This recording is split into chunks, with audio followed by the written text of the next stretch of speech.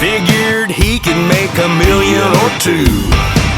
Taste wasn't gonna be his claim to fame. Oh, no. What he was banking on was all in the name. Yeah, titties, titties, titties beer. Just the thing to get you grinning ear to ear. Whether you're from the country or the big old city, one thing for sure, everybody loves titties.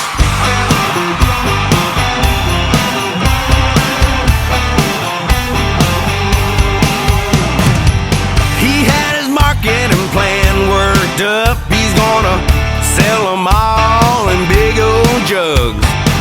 He wouldn't package them in a 6-pack. He's gonna sell them by the pair and call it a rack. He was sure it was the next big thing.